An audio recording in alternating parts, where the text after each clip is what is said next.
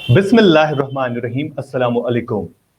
Kashmir crown पर आप सबका खैर मकदम है। आज हम बात करते हैं एक अहम मौजू के हवाले से कि जम्मू और कश्मीर में तालीमी निज़ाम को बेहतर करने के हवाले से सरकार को क्या कुछ करना चाहिए और आगे का लाहेअमल कैसा रहेगा। आज जम्मू और Kashmir board of school education की तरफ से 10वीं जमात के नताइज सामने आए। बहरहाल सबसे पहले हम उन उम्मीदवारों को इस इम्तिहानात में जिन्होंने कामयाबी हासिल की है उनको मुबारकबाद पेश करते हैं, और जो उम्मीदवार पास आउट नहीं हुए हैं उनको हम कहते हैं कि आप मेहनत कीजिए, इंशाअल्लाह मेहनत का फल मीठा होगा। इंशाअल्लाह आगे भी जब आप ट्राई करेंगे, जब आप कोशिश करेंगे, इंशाअल्लाह आपके नताइज भी ठीक तरीके से आएंगे। बहरहाल यहाँ पर कई एक सवाल सामने आ रहे हैं। एक बार फिर प्राइवेट स्कूल्स गवर्नमेंट स्कूल्स के मुकाबले में आगे चल रहे हैं। प्राइवेट स्कूल्स के नताइज जो है फिर एक बार आसमान छू रहे हैं और गवर्नमेंट स्कूल्स के नताइज कई एक जगहों पर हमने देखा। अगर हम शुमाली कश्मीर की बात करें तो शुमाली कश्मीर के कई एक जिला की बात करें, खासतौर पर बांडीपोरा की बात करें, जहां पर इन गवर्नमेंट स्कूल्स में नताइज जो है वाकई सच में दिल को मेरे ख्याल से एक शर्मनाक बात है हमारे एजुकेशन सेक्टर के लिए भी कि क्यों ऐसे नताइज सामने आ रहे हैं, वजूहात क्या है इस चीज के। बहरहाल इसी पर हम बात करेंगे। हमारे साथ दो पैनलिस्ट जुड़ चुके हैं। हम बात करते हैं इजैक के प्रेसिडेंट और जम्मू कश्मीर टीचर्स फोरम के प्रेसिडेंट मोहम्मद रफीक राथर साहब भी हमारे साथ जुड़ चुके हैं, और इनके अलावा महफूज असलम जो कि प्रोमिनेंट एजुकेशनिस्ट है। महफूज असलम के बारे में हम आपको बता दें कि इनके मुल्क हिंदुस्तान में 16 प्राइवेट स्कूल चल रहे हैं और तालीम के लिहाज से एक अहम रोल बनता है इनका भी। सबसे पहले हम बात करते हैं इजैक के प्रेसिडेंट जो है मोहम्मद रफीक राथर साहब। राथर साहब, एक बार फिर आप पर उंगलियां उठने लगी है। अगर हम गवर्नमेंट स्कूल्स की बात करते हैं, आज एक बार फिर सामने आ गया कि प्राइवेट स्कूल के मुकाबले में गवर्नमेंट स्कूल काफी पीछे चल रहा है। क्या वजूहात है इन सब के?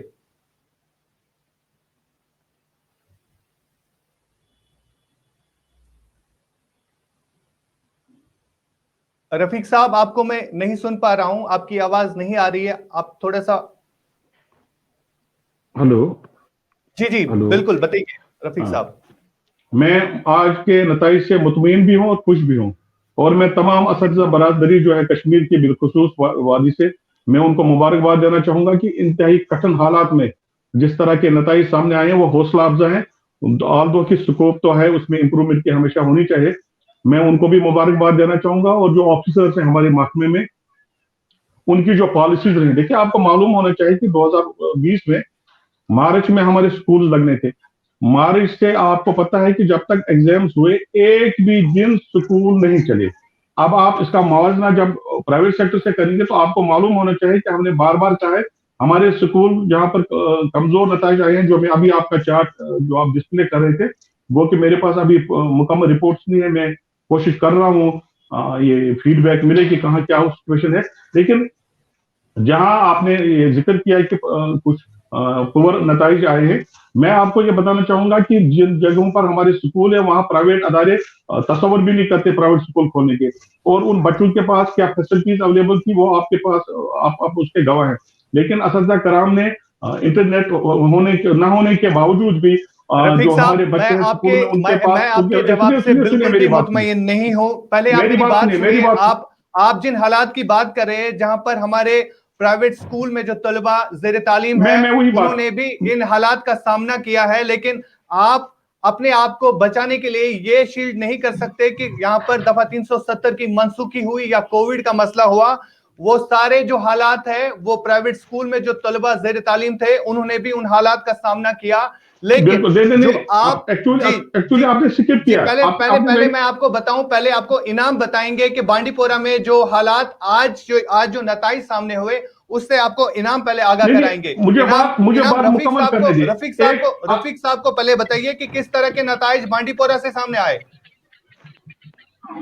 जी बिल्कुल आशिक, बेहद अफसोसनाक ये नताइज जो है मैं कहूंगा आ रहे हैं। और अगर खासकर हम एक ऐसे डिस्ट्रिक्ट की बात करते हैं जो डिस्ट्रिक्ट इल्म के लिए माना जाता है, शुमाली कश्मीर का ये डिस्ट्रिक्ट बांडीपुरा है जिसे इल्म के नाम से जो है जाना जाता था। लेकिन अफसोस की बात है कि ये डिस्ट्रिक्ट जो है आज की रिजल्ट रैंकिंग में सबसे बॉटम पे है। ये कहीं ना कहीं एक बड़ा सवाल है कि एक वक्त का डिस्ट्रिक्ट बांदीपुर जो इल्म के नाम से मशहूर था पूरी वादी में, अब वो अपनी पहचान खोता जा रहा है। अब ये गवर्नमेंट, अगर हम देखें गवर्नमेंट स्कूल में यहाँ पे जो है बांदीपुर की रेटिंग सबसे बॉटम लाइन पे है। हाँ, आशिक ये जरूर है कि प्राइवेट स्कूल बांदीपुर में भी अच्छी परफॉर्मेंस दिखा रहे हैं, ऐसा नहीं है कि प्राइवेट स्कूल भी यहाँ पे रैंकिंग में लो है, प्राइवेट स्कूल बहुत अच्छी परफॉर्मेंस दिखा रहे हैं बांदीपुरा के अंदर। लेकिन ये एक बड़ा सवाल है, क्यों हर हमेशा से जो गवर्नमेंट सेक्टर है ये पीछे रह जाता है प्राइवेट सेक्टर से, और जबकि सरकार हर तरह की सहूलियत देती है हमारे बच्चों को पढ़ने के लिए। बहुत अच्छे निजाम में आज हमारे बच्चे पढ़ रहे हैं गवर्नमेंट स्कूल में, और हमारे जो क्वालिफाइड टीचर्स है गवर्नमेंट स्कूल के अंदर, उनकी सैलरी भी अच्छी खासी रहती है। फिर क्या वजह रहती है, ये एक बड़ा सवाल है और उस पर गौर करने की जरूरत है आशिक। क्यों ये हमारे नेता जो है आपका कहना बिल्कुल दुरुस्त है। सवाल ये है कि रफीक साहब को मुहासबा करना चाहिए, क्यों पहले की तरह आज भी रिजल्ट वैसे ही आए जैसे आ चुके थे। लेकिन यहाँ पर बात पड़ती है प्राइवेट स्कूल्स के हवाले से, हम जानना चाहेंगे महफूज असलम के साथ हम बात करेंगे। महफूज असलम साहब एक प्रोमिनेंट एजुकेशनिस्ट, इनका टेक ले लेते हैं इस पर। महफूज साहब, आज के जो नताइज सामने आ रहे हैं गवर्नमेंट स्कूल की अगर हम बात करें तो किसको जिम्मेदार ठहरा है? क्या आप जो प्राइवेट स्कूल चला रहे हैं ऐसे कैसे चलेगा? कब तक ऐसे ही गरीब के बच्चे पीछे रहेंगे?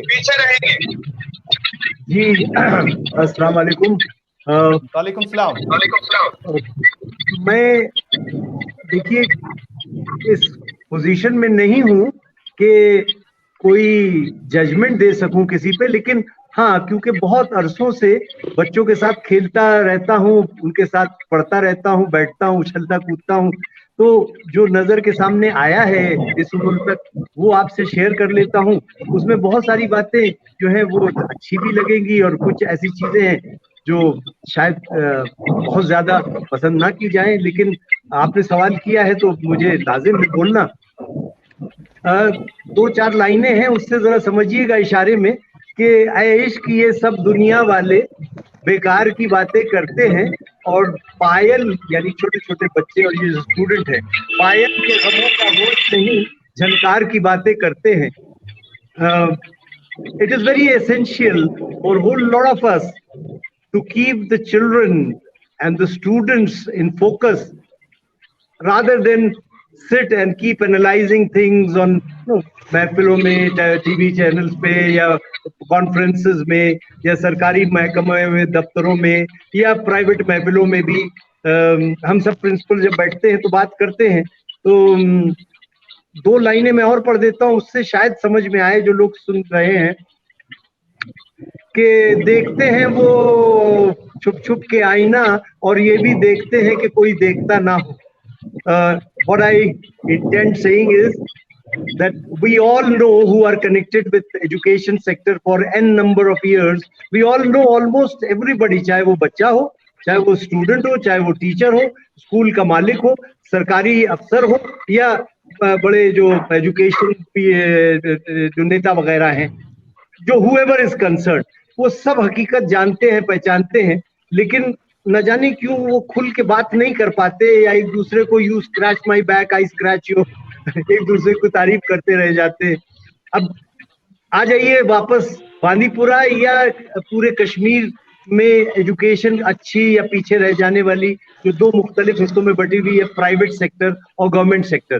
देखिए बच्चे हैं, टीचर हैं, स्कूल के मालिकान या स्कूल के अफसरान, वो सब हम सब इंसान हैं, लेकिन हमारी सब में कहीं पर बस एक फर्क है, एटीट्यूड का फर्क है। आप मुझे प्राइवेट स्कूल में डाल रखा है मेरी जिंदगी ने इतने सालों से, तो मुझे एक डर सा समाया रहता है। इस वजह से मैं और मेरी टीम जो है वो सुबह उठ के 7-8 बजे से काम करना शुरू करती है और फिर दिन रात करते रहते हैं। इस तरीके से बहुत सारे स्कूल, प्राइवेट स्कूल के जो आप स्कूल के टीचरों को जाके देखिए, उनके जहन और सरकारी स्कूल के जो टीचर काम कर रहे हैं उनके जहन में आपको 2 मुख्तलिफ चीजें मिलेंगी जो हमारी तरह प्राइवेट स्कूलों में काम कर रहे हैं। बदलाव लाने की जरूरत है। जिस तरह से प्राइवेट स्कूल में जो अमला तैनात होता है वो किस तरह से काम करता है, रफीक साहब आपके टीचर्स को भी इसी तरह से काम करने की जरूरत है। सवाल मेरा रफीक साहब, आज के नताइज आने के बाद क्या लगता है आपको कि आगे जो पेरेंट्स हैं वो अपना दाखिला, अपने बच्चों का दाखिला फिर से गवर्नमेंट स्कूल्स में कर पाएंगे? मैंने आपसे पहले भी कहा, मैं बड़ा मुतमईन हूं, गो की इंप्रूवमेंट की जरूरत है। लेकिन मैं आपको एक बात बताना चाहूंगा, आपको याद रखना चाहिए कि गवर्नमेंट के नताइज जो है आज 62.76 आए हैं, जो पिछले मुकाबले में 7% अलाव है, बल्कि 8% अलाव है। दूसरी बात, जो आपने गवर्नमेंट स्कूल और प्राइवेट स्कूल का मवाजना करना शुरू कर दिया है, पिछले कई डिबेट्स में मैंने आपके डिबेट्स में हिस्सा लिया, मैंने आपको बार बार कहा है, वह मवाजना हो ही नहीं सकता। जिस तरह की सूरत हाल हमें दरपेश है, असलम साहब को अच्छी तरह से मालूम है, ही इज एन एजुकेशनिस्ट, उनको मालूम है ये सारी चीजें, और वो उस पर बात भी नहीं करना चाहेंगे। जिस तरह का इंफ्रास्ट्रक्चर हमारे पास अवेलेबल है, जिस तरह के बच्चे जिनको पेरेंटल सपोर्ट नहीं मिलता है, हम एक ऐसे सिस्टम में पढ़ाने ये काम करते हैं जहां सिर्फ और सिर्फ उस्ताद को टारगेट किया जाता है। आप पॉलिसी मेकर्स पर बात नहीं करेंगे, सोसाइटी का आपको कितना कंट्रीब्यूशन मिलता है, सोसाइटी की तरफ से आपको कितना, और पेरेंटल आपको कितना सपोर्ट मिलता है, आप उस पर बात नहीं करोगे। देखिए, ये 3 टायर सिस्टम होता है, बल्कि 4 टायर सिस्टम होता है। यहाँ पर बच्चा है, यहाँ पर टीचर है, यहाँ पर वालिदैन है, और यहाँ पर सोसाइटी इन जनरल है। उस पर आप बात नहीं करते। गवर्नमेंट में बात कर रहा था मणिपुर की, साउथ में आपको मालूम होना चाहिए, आपको मुबारकबाद देनी चाहिए साउथ के असद कराम को। इंतहाई मुश्किल तरीन हालात में कोविड प्लस जो हालात वहां के हैं, आप अपना चार्ट, वो मैं आपके पीछे वो चार्ट देख रहा हूं, और बड़े जबरदस्त नताइज हैं, चाहे अनंतनाग हो, शिपियन हो, पुलवामा हो, और बाकी जगहों पर माशाल्लाह। बारामूला में भी बहुत अच्छे आए हैं। कुपवारा के करना सेक्टर से और बांडीपोर के कुछ बैक पैकेट्स में अच्छे नताइज नहीं है, लेकिन गवर्नमेंट के पास में आपको बताऊं ऑलरेडी इन प्लेस है एक सिस्टम, जिसकी रूह से वो देखते हैं कि वहां पर क्या वजूहात है, उसको एनालाइज करने की कोशिश करेंगे। क्या वहां पर स्टाफ मौजूद था? प्राइवेट सेक्टर में ये इशू तो होता ही नहीं है, वहां पर स्टाफ होना है, क्योंकि वहां पर इमीडिएट अकाउंटेबिलिटी होती है, इमीडिएट बॉस होता है। आपको देखना होगा इन स्कूलों में जिनका आप जिक्र कर रहे हैं, क्या वहां पर स्टाफ है, सफिशिएंट स्टाफ है, क्या इंफ्रास्ट्रक्चर है, क्या वो स्पेशलाइज असद कराम है जो साइंस पढ़ाएंगे, मैथ पढ़ाएंगे, या बाकी सब्जेक्ट पढ़ाएंगे, उन सारे सब्जेक्ट, उन सारी वजूहात को एनालाइज करके आपको देखना होगा कि असल वजूहात क्या है, उसके बाद बात करेंगे। बहरहाल इसके बरक्स इसके, जहां पर 10 टीचर तैनात होते हैं, वहां पर कुछ ही बच्चे जो है वो जेर तालीम होते हैं। आप स्टाफ की बात कर रहे हैं। देखिए उसका दोष आप असद कराम को न दे। हमने बार बार कहा है कि आपको हर सूरत में असद कराम जहां पर सरप्लस है, जहां पर ज्यादा है, उनको वहां से निकाले। लेकिन आप क्या कर सकते हैं, जो ऑफिसर वहां पर हैं आपके, उनसे वो पूछे ना, या गवर्नमेंट से पूछे ना, सिस्टम से वो सवाल पूछे ना। असद कराम को दोष न दे इस बात का अगर किसी जगह स्टाफ ज्यादा है। हमने बार बार कहा है कि जहां पर बार बार असद कराम ज्यादा है, वहां से उठाकर निजी स्कूल में भेजे, लेकिन आज तक कोई भी सरकार सीरियस नहीं रही इस हवाले से। हमेशा सिफारिश की बुनियाद पर nepotism, favouritism and other factors, you know what, तो उनकी बुनियाद पर अगर आप किसी को जगह असद कराम को रखेंगे, सरप्लस रखेंगे, तो असद कराम पर आप उंगली उठाएंगे, उसकी जिम्मेदारी तो असद कराम की नहीं बनती है। तो आपको ये सवाल अरबाब इख्तियार से पूछना चाहिए, जो at the helm of affairs है, कि ऐसा क्यों है। बिल्कुल पूछेंगे रफीक साहब, और आपसे भी सवाल पूछेंगे। जिस तरह की जिम्मेदारी आपने ली है, इस तरह के सवाल आपसे भी पूछेंगे। बहरहाल फिर एक बार मैं महफूज असलम के पास जाना चाहूंगा। महफूज साहब, आप गवर्नमेंट स्कूल्स को कहां पे देख रहे हैं आज के दौर में, जहां पर बच्चों के नताइज इस तरह सामने आ रहे हैं? आपको लगता है कि आने वाले दौर में पेरेंट्स जो है वो बच्चों का दाखिला इन गवर्नमेंट स्कूल्स में कर पाएंगे? जिस तरह से रफीक साहब ने भी दलीलें सुनाई, रफीक साहब का भी ये कहना है कि जम्मू कश्मीर में जो पिछले 2 साल गुजरते हैं, इन हालात में हम कोविड की बात करें या दफा 370 की मनसूखी की बात करें, मैंने भी पहले भी कहा कि जिस तरह के हालात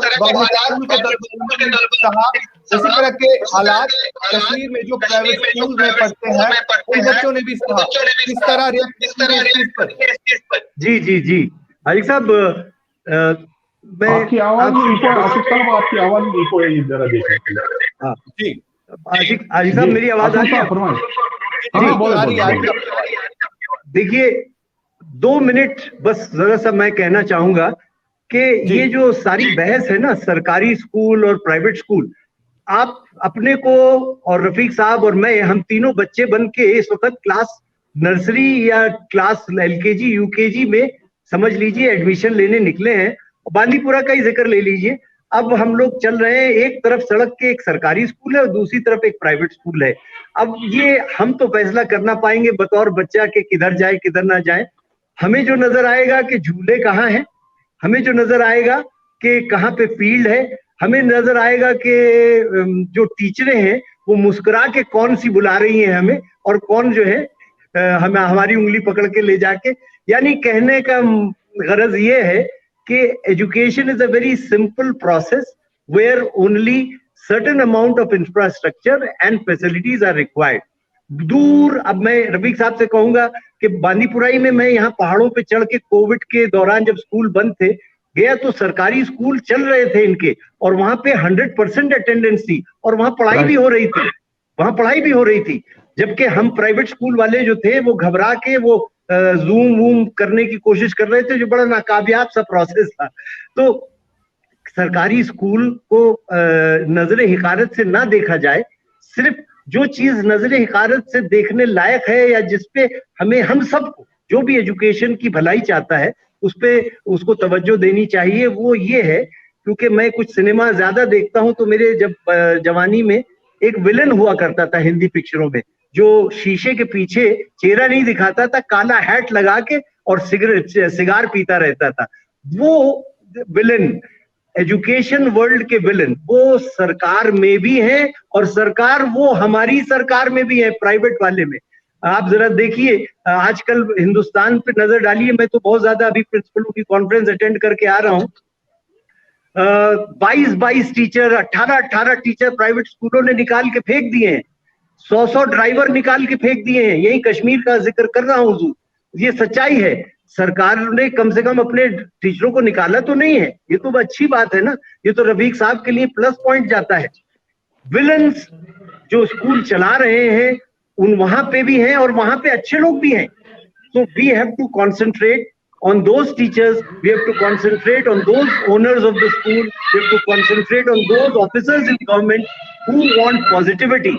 और यही पॉजिटिविटी नोट को लेके, अब ये साल तो चला गया ना, कोविड वाला बह के चला गया, बाढ़ वाला बह के चला गया, अब कब तक हम लोग गुजरे वक्त को लेके कॉन्फ्रेंस करते रहेंगे या बहस करते रहेंगे, एक दूसरे को ऊंचा नीचा करते रहेंगे। रफीक साहब का जो सरकारी महकमा है, अगर वो ना होगा तो हम प्राइवेट वाले कहाँ जाएंगे, और हम प्राइवेट वाले अगर नहीं होंगे तो इनकी जो बड़ी बड़ी स्कीमें हैं, इनकी जो मदद है खेल कूद की, वो हम प्राइवेट वालों तक कैसे पहुंचेगी। कभी आप रहे कभी हम रहे, मिलजुल के एजुकेशन को ठीक करते चले। और अब जो नया सेशन शुरू कर रहे हैं उसमें अब हमारी कोशिश ये होनी चाहिए कि सारे बांदीपुरा के स्कूल और सारे कश्मीर के स्कूल के बच्चों तक हम सब दौड़ दौड़ के पहुंचे, पॉजिटिव एटीट्यूड लेके पहुंचे।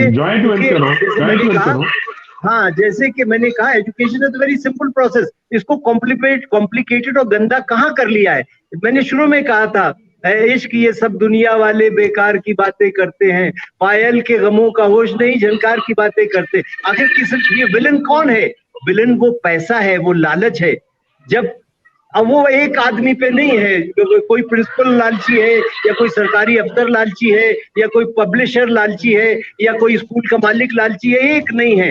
हम सब जो लालची हैं वो काला हैट और काला चिरुट लेके शीशे के पीछे हैं, और जो ईमानदार हैं वो सामने खड़े हैं। बच्चे उनसे लिपट जाते हैं, प्यार करते हैं।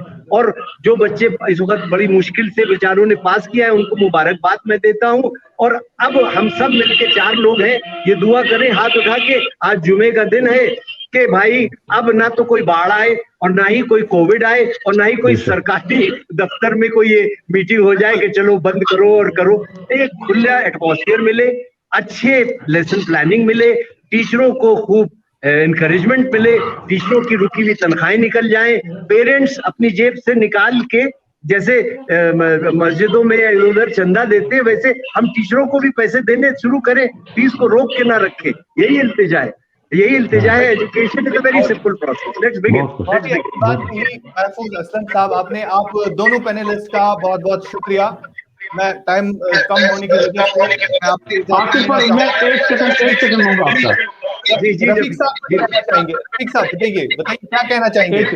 मेरी गुजारिश होगी, इल्तिमास होगी सब लोगों से, जो हम 4 बैठे हैं उनसे भी और जो जो बेसिक मजबूरी में आवाम से गुजारिश करना चाहूंगा कि जो गवर्नमेंट सेक्टर है उसको ओन करने की जरूरत है। देखिए, जब तक सिस्टम को आप ओन नहीं करोगे, जब तक आपका एक स्टेक पर वहां पर नहीं होगा, तब तक चीजें बेहतर होने वाली नहीं है।